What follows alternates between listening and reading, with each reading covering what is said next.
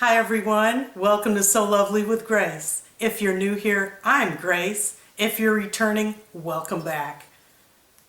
I love to sew. Oh yes we do, don't we? And drink coffee too. Well, welcome to my channel for 2024.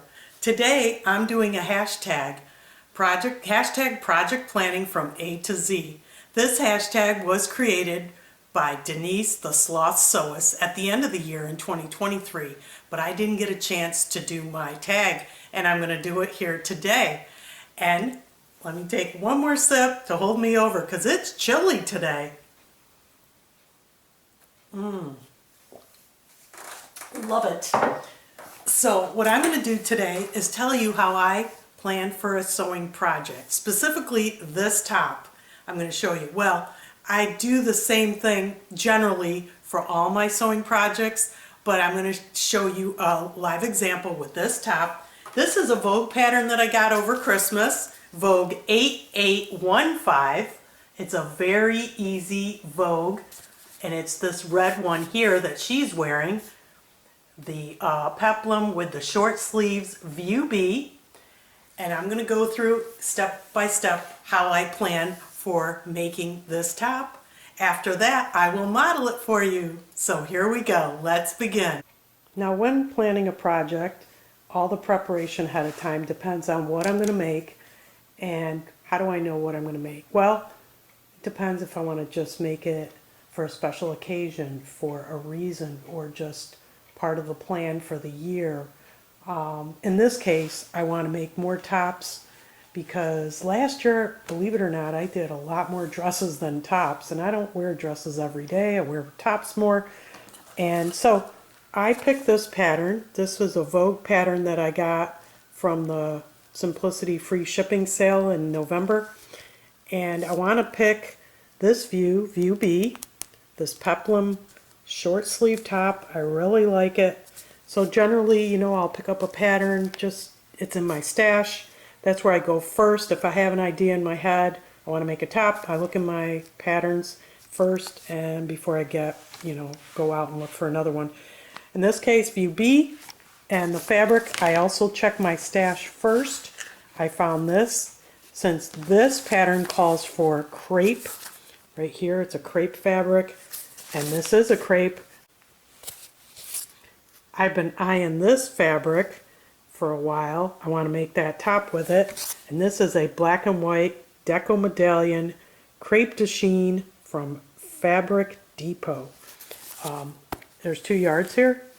And so what I do is I look at the pattern envelope and decide what size I'm going to make based on finished garment measurements.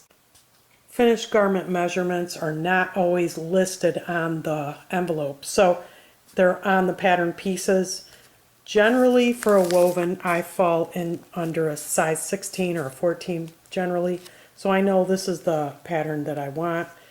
And then what I do is I throw this fabric in the wash, and while that's washing, I will open up the envelope and look at the instructions, because this is where I'm going to see what pattern pieces I need to cut, and it's fairly straightforward, so this is going to be an easy pattern. And in this case, for View B, there is the list here. What I'm going to do is jot down each pattern piece on a post-it note. I do that up front. I don't generally write on my instruction sheets. I mean, a lot of people do, you could, but I just, I like to keep them clean like that. I'll write them down here, and then I will read the instructions. Well, I'll look at the layouts too, how they're going to, lay it out, and if there's lining involved or interfacing. I do interface all the pieces up front. I do not cut interface pieces separate. I just cut the pieces that need to be interfaced, and then I just put the interface on them and cut around it. So, and I look at all the instructions, what's going to be involved, and I do not follow instructions to a T. I use them as a guidance. I just like doing things my way in my order. But if I do a sew along, I will follow the instructions step by step. And then while that's being washed, I will cut out the paper pattern pieces, and so they're ready to go. And what I do is I generally cut one day and sew another. I don't know why, it's a mental thing, but I don't like cutting and sewing the same day if there's a lot involved. I will get another pattern and start cutting that one too. I like doing the sewing from the beginning in the morning, bright and early when I get up on the weekend or whenever day I'm free, and I just sew. And so after that, what I do is when I get the fabric, I'm going to lay it out, of course, and lay the fabric pattern pieces on top, cut them out, and then take the tissue pattern pieces, put them back in the envelope, and each one I will label each fabric pattern piece with a post-it note, and I will pin it to that pattern piece. And I do that. And then once I do that and the fusing, then my prep work pretty much is done. Of course, I gather the notions. In this case, we're going to need a 22-inch zipper. I want to do an invisible zipper on this shirt, even though it doesn't call for it. And then there's the hook and eye. I got my black thread, and the scissors, my pattern weights, and my pins. So I get everything out. Then the other thing I do is I log it. I just got this for Christmas. I mean, I haven't done it, but I'm going to be doing it. I'm going to log each project.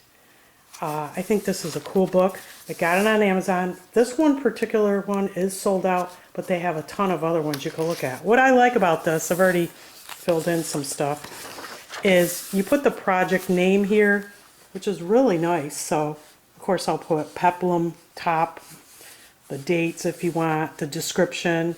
Just read the back of the pattern envelope. It'll give you a nice little, you know, fitted top, princess, or no, this doesn't have princess seams. This is just darts with a peplum. The sewing pattern number, so I'd put V8815. The color scheme, black and white. The deco medallion. Sewing machine settings, not sure what that is. Needle used, very important. That's another thing I didn't put on here, is the needle. Is it a microtex? Is it a ballpoint jersey? Is it a leather needle? You know, it's very important to get the right needle with the right fabric. Thread, of course I'm going to use probably black thread here. And the measurements. Now, I generally don't measure myself every time I make something because I don't fluctuate that much. But after the holidays, I'm going to be remeasuring me. It's good to put your body measurements here and the size you picked. Any notes, any issues, which is awesome right here. And I'm going to cut the fabric, and if there's, of course, multiple fabrics, I will be taping them on here. I just think this is a nice little log of your project, and I'm going to be using this for 2024. So that's project planning from A to Z. As you can see, it's a cloudy day here, but that's not going to get me down.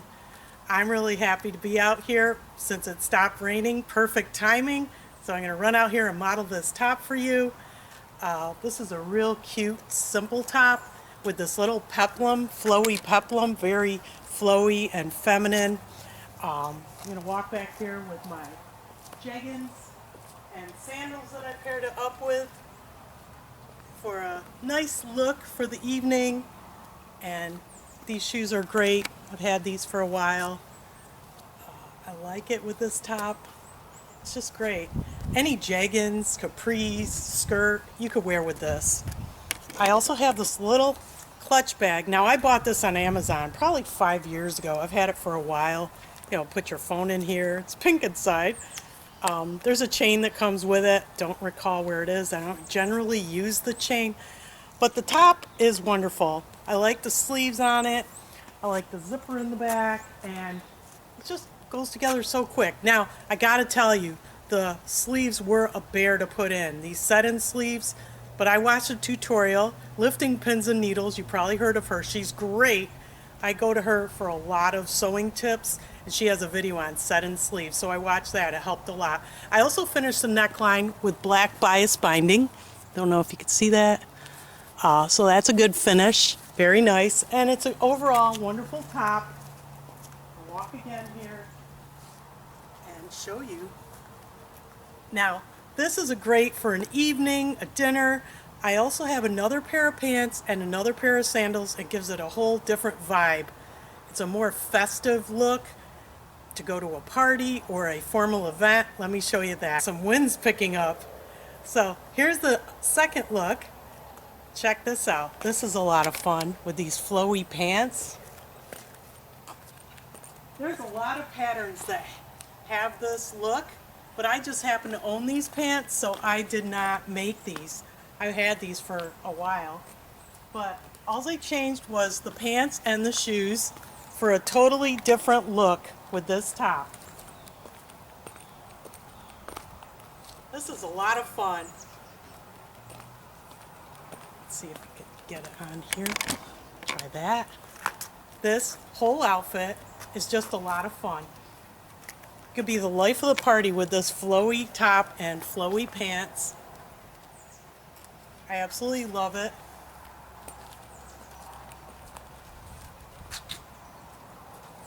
So yeah, make this very easy Vogue top.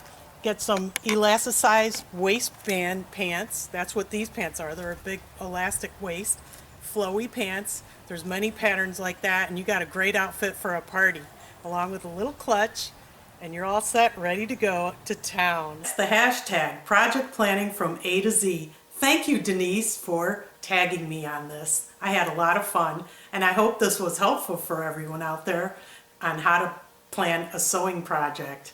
Also, check out other sewists that have used this hashtag. Shalisa from Sew She Designs, Rochelle Handmade Designs, and Mo from Sketch Sew Mo. I've seen all their videos and they're wonderful. Now I'm going to tag Kris from Sew Notes. So she should put out a video, I don't know when, pretty soon, and use this hashtag. Thank you, Kris, for accepting the tag. And next week, be sure to check out my video on my birthday outfit. What I'm making for my birthday, which is next Thursday. The video will be coming out Friday, so check that out. I'm excited about that, and I hope you are too. So, as I always say, I hope you found this video informative and fun, and most of all, I hope you were so inspired.